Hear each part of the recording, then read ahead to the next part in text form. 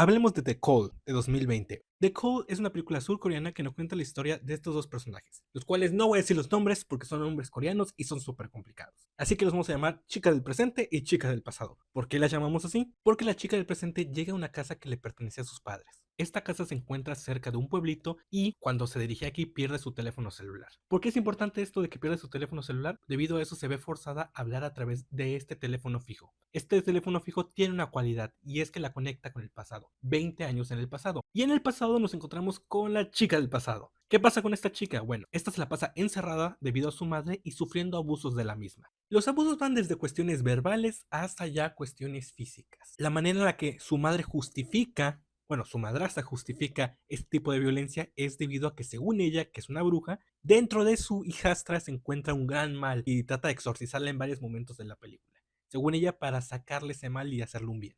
Y el tema de las madres es un tema muy importante durante toda esta película, tanto así que el final de la película termina dando una resolución a este conflicto. Pues ambas tienen un problema con sus madres. En el caso de la chica del presente, debido a un accidente en el cual ella culpa a su madre por imprudencia, su padre murió. Mientras que la chica del pasado, pues obviamente odia a su madre debido a todo este abuso verbal y físico.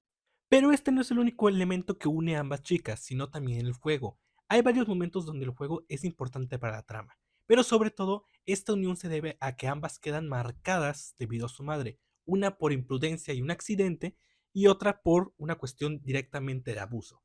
La del pasado queda marcada debido a que su madre siente que es una manera de exorcizarla, mientras que la del presente, debido a este accidente donde pierde a su padre, ella queda con una marca en su pierna debido a las quemaduras. Ahora bien, vamos a hablar de todo lo bueno que tiene esta película, que de hecho es bastante. Primero, todo este tema de la conexión hacia el pasado y el presente permite desarrollar la relación de ambas chicas. De por sí ya tienen una conexión temática y emocional debido a que ambas tienen un odio o resentimiento hacia sus madres y ambas la culpan directamente de su desgracia, una por la pérdida de su padre y otra por el tema de abusos. Esta relación lo que nos permite es irlas conociendo poco a poco e ir formando esta amistad al punto en el cual te encariñas de ambas. Tanto así que esta amistad termina provocando efectos en la trama. Sin entrar en muchos detalles, porque no quiero spoiler todo esto, esos efectos terminan siendo positivos para la chica del presente, pero negativos para la chica del pasado. Y es en este punto cuando la trama da un giro.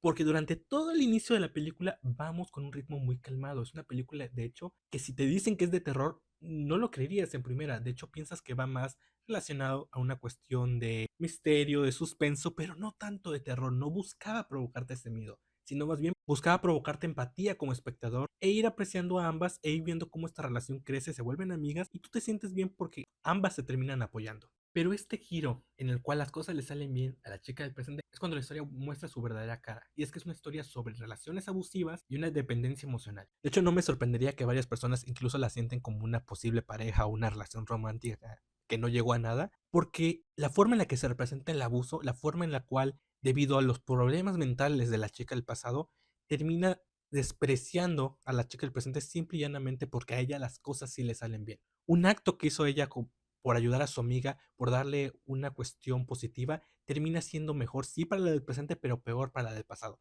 Esto no hace más que caer en sus propios problemas mentales. Y hablando un poco de estos problemas mentales, algo que hace muy bien la película es que no te dice cuáles son hasta bastante más adelante en la historia.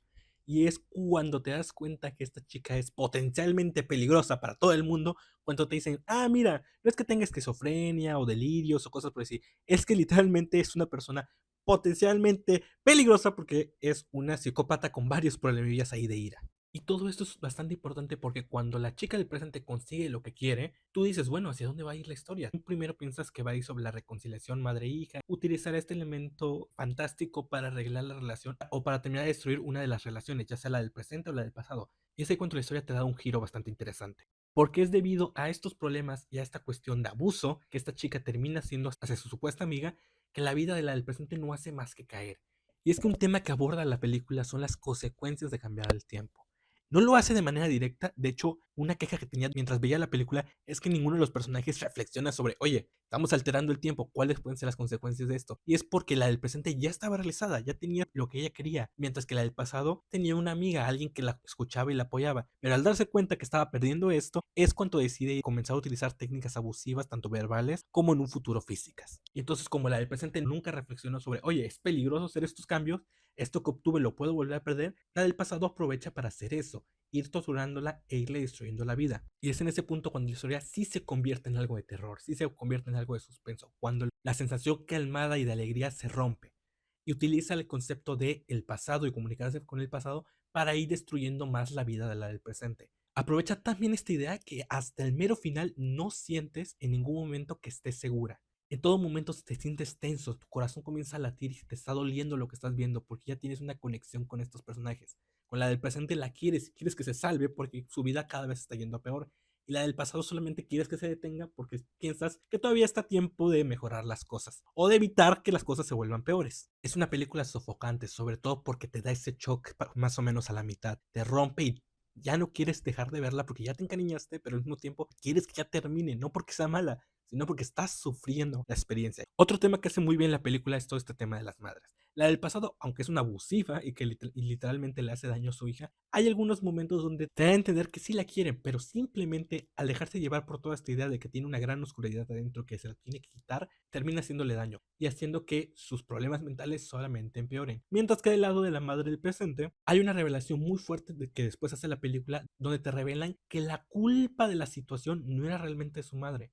Y de hecho, el personaje de la chica del presente está tan centrada en su padre, está tan centrada en la pérdida que tuvo, que no apreció a su madre hasta el mero final. Porque incluso con todo este resentimiento que tiene su hija, ella ama a su hija. Tanto así que, sin darles muchos spoilers, no tiene problema en dar su vida para salvarla. Por lo que cuando llegas al final y llegas a este hermoso momento sin darles mucho contexto, te rompe. Y es un final que te pega mucho, pero mucho. Pero como siempre, ya sea porque Dios, el universo o los surcoreanos me odian, no todo puede ser tan bonito.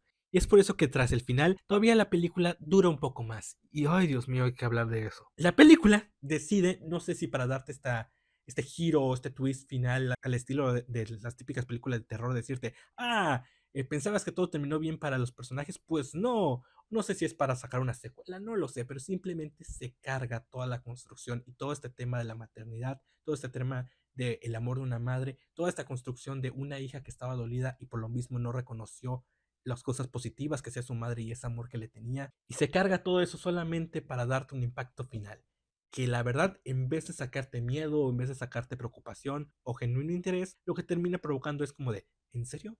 ¿De verdad sacas ese final tan pinche para arruinar todo lo que construiste con estos personajes? El único otro motivo por el cual se me ocurre que esta película decide destruir todo lo que construyó con ese giro inesperado al final sería para tratar de justificar a la madre o tratar de dar a entenderle al espectador que la chica del pasado sí tenía una gran maldad adentro y su madre sí la trataba de controlar, no sé.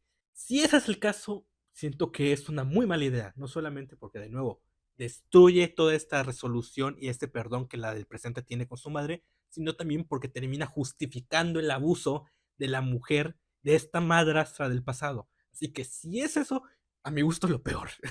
Y si es simplemente para dar ese giro final, es estúpido, arruina la construcción, pero bueno, hasta cierto punto trata de mantenerse dentro de los estándares del género.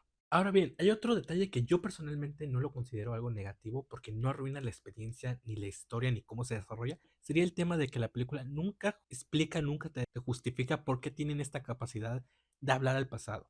Te justifican el hecho de que ellas dos tengan esta conexión debido a que, sin darles spoiler, te muestran que sí hubo cierta cercanía, pero no explica por qué en sí tienen esta conexión. No explica si es algo cuántico, no explica si es algo mágico, no explica si es algo innato de la chica del pasado, no se explica. Personalmente siento que no es necesario y de hecho arruinaría un poco la magia de la película en sí, pero entendería que alguien quizás sienta eso como un error. Ahora bien, hablemos un poco de lo técnico, porque debo decir que en general está muy bien. Primero, el uso de colores, el uso de luces, no solamente porque te da todo este ambiente tétrico, pero al mismo tiempo llamativo, sino también porque tanto en dirección como en uso de efectos hay varias ideas bastante creativas que funcionan muy bien para contarte cosas de la historia. Primero, y retomando un poco toda esta idea del fuego, hay varios momentos donde se utiliza el humo, donde se utiliza manchas en el suelo de algo que se quemó. Los momentos importantes se van conectando a través del fuego o cosas relacionadas al mismo. Un punto importante de la trama, una estufa. Un punto importante de la trama, humo que sale de una pared. Un punto importante de la trama, un lugar que explota y termina calcinado. O sea, el fuego es un elemento que tanto visual como narrativamente te sirve para ir desarrollando la trama y hablar de esta conexión entre ambos personajes. Tanto así que cuando tenemos la primera forma en la que el tiempo se remoldea, una de las fotos de la chica del presente parece como si estuviera quemándose. Es un recurso que después no se vuelve a utilizar y personalmente me parece un error, porque el resto de ocasiones cuando el tiempo se vuelve a ajustar, solamente aplican el típico efecto de barrido y que si de repente estaba algo escrito, desaparece o se reescribe. Y siento que este elemento del fuego era más interesante. Simplemente pudieron haber hecho como que la tinta se quemaba y se volvía a formar, pero decidieron irse por un efecto más típico.